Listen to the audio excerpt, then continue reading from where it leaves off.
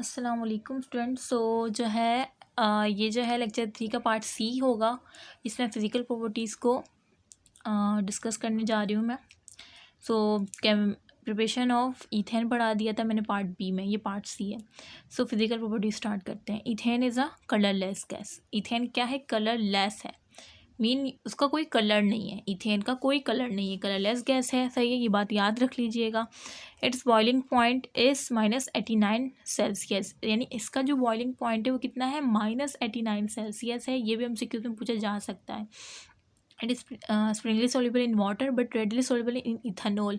ये कह रहे हैं कि स्प्रिंगली सॉल्युबल होता है इथेन जो है ना, स्प्रिंगली सॉल्युबल है किसमें? वाटर में, पानी में ये स्प्रिंगली सॉल्युबल है, जबकि रेडली सॉल्युबल है किसमें? इथेनॉल में। सही है, यानी C2H5OH, इसे इथाइल अल्कोहल भी कहते हैं। ठीक है, क्योंकि अल्कोहल फैमिली को हम OL से शो करते हैं। सही है, ये जो है चैप्टर 9 में अल्कोहल का लेक्चर देखेगा।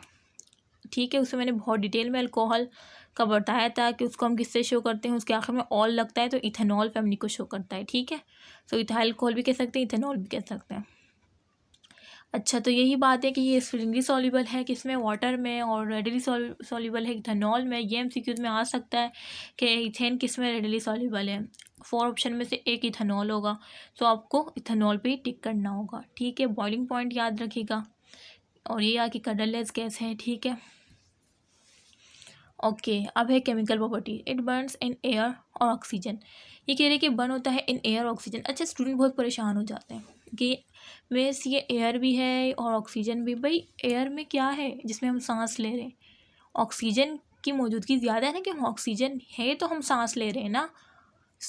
ये इसका एक ही मतलब है, इन एयर और मीन यानी आप ये भी कह सकते हैं इट बर्न इन एयर और ऑक्सीजन। ठीक है, तो इसमें कंफ्यूज आप लोग छोटी छोटी बातों से कंफ्यूज हो जाते हैं। ये तो एक ही बात है। ठीक है, एयर में ऑक्सीजन ही है ना, इसी की बदौलत ही हम सांस ले पा रहे हैं। और आजकल तो पता नहीं क्या हो गया, मुझे सांस सही ठीक से नहीं ली जा रही, क्योंकि नज़ला बहुत ज़्यादा होता है मुझे। एक दफ़ा होता है तो बहुत ज़्यादा होता है। ओके, अच्छा। फिर भी मैं देखें वीडियो अपलोड कर रही हूँ। सिर्फ आप लोग की फ़िक्र ही रहती है मुझे कि भाई कमेंट आ रहे हैं और स्टूडेंट वेट कर रहे हैं, बस मैं वीडियो बना दूँ किसी तरह से। आज तो तबीयत अल्हम्दुलिल्लाह काफ़ी बेहतर है, आप लोगों की दुआओं से। बहुत ही दुआ करते हैं आप लोग मुझे। मैसेजेस भी आपके आते हैं व्हाट्सएप पर, तो मुझे बहुत खुशी होती है जब आप लोग मुझे दुआएं दे रहे होते हैं। मैं स्टेटस पे भी लगाती हूँ, मुझे बहुत अच्छा लगता है। आप लोग कमेंट भी ज़रूर कर दिया करें, क्योंकि मैं कमेंट भी अपने स्टेटस पे लगाती हूँ। जिन स्टूडेंट का मेरे पास नंबर है वो तो देखते भी होंगे यकीनन। ठीक है, इट बर्न एन एयर और oxygen with a non luminous flame to form carbon dioxide and water with the evolution of heat. ये कह रहे हैं कि बर्न होता है एयर में या ऑक्सीजन में, कह ले with non luminous he flame. सही है, मतलब इसका जो फ्लेम होता है क्या नॉन ल्यूमिनस होता है।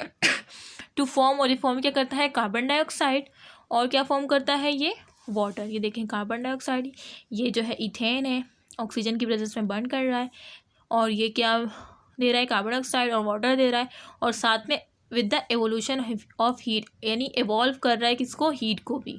ठीक है, ये वैसे जो मीथेन भी पढ़ा चुकी हूँ, इसी chemical properties in the same ही है बिल्कुल।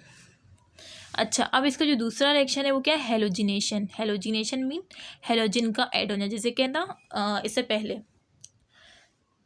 लेक्चर 3 के पार्ट बी में जो था ना, हाइड्रोजनेशन, हाइड्रोजन का ऐड होना। इस तरह हेलोजिनेशन मीन हेलोजन का ऐड होना। ठीक है, हेलोजिनेशन इसका दूसरा रिएक्शन है, पढ़ते हैं। इट रिएक्ट विद हेलोजन, ये रिएक्ट करता है हेलोजन से। It in a similar manner. Similar mean उसी तरह, सिमिलर मीन्स यानी उससे मिलता जुलता। किससे? To methane. जिस तरह से हेलोजिनेशन में पढ़ाया था ना मीथेन में, जिसने नहीं देखा वो लेक्चर 2 का पार्ट बी होगा शायद, उसमें हेलोजिनेशन मैंने बहुत ही डिटेल में पढ़ाया था मीथेन का। तो ये कह रहे हैं कि सिमिलर मैनर में ही होता है, जिस तरह मीथेन का है उस तरह से इथेन भी करता है। जाहिर सी बात है, उसी की फैमिली से है, उसी की तरह ही करेगा ना। Similar manner to methane to form substitution product. Substitution product यानी एक जा रहा है तो दूसरा आ रहा है। इस तरह ही था ना, वो क्लोरीन जा रहा था, हाइड्रोजन आ रहा था, हाइड्रोजन जाता है, क्लोरीन आता है, इस तरह से जो था मैंने बहुत डिटेल में समझाया था, वो देख लीजिएगा जिसने नहीं देखा। अच्छा, the resultant reaction product are, और जो रिजल्टेंट रिएक्शन प्रोडक्ट थे वो भी मैंने फिर डिटेल में दोबारा बताए थे। How more much, and these are firstly due to the presence of 6 hydrogen. पहले तो 6 हाइड्रोजन एटम होता है इज इथेन, यानी 6 हाइड्रोजन एटम जो है इथेन है ना, 6 हाइड्रोजन है इसके साथ। इसके बाद इंस्टीड ऑफ 4, जबकि मीथेन में कितने होते हैं, 4 होते हैं। And secondly because isomerism is possible at the dichlorination step. और ये कह रहे हैं कि क्योंकि इसके आइसोमेरिज्म पॉसिबल होते हैं किसमें, डाइक्लोरिनेशन स्टेप में। किस तरह से देखेंगे, इथेन है, 6 हाइड्रोजन है, ठीक है, क्लोरीन 2 को मैंने ऐड किया, एक हाइड्रोजन गया तो एक क्लोरीन लगा, सब्स्टिट्यूशन रिएक्शन, एक जाएगा तो दूसरा उसकी जगह आएगा, ठीक है। फिर ये क्लोरीन 2, ये भी मैं बहुत डिटेल में बता चुकी हूँ, देख लीजिएगा वो लेक्चर जिससे मीथेन का अटेंड नहीं किया, ठीक है। फिर क्लोरीन को ऐड किया मैंने, फिर ये एक हाइड्रोजन जाएगा, एक क्लोरीन, तो ये क्लोरीन 2 हो जाएगा और ये एक हाइड्रोजन बच जाएगा, ठीक है।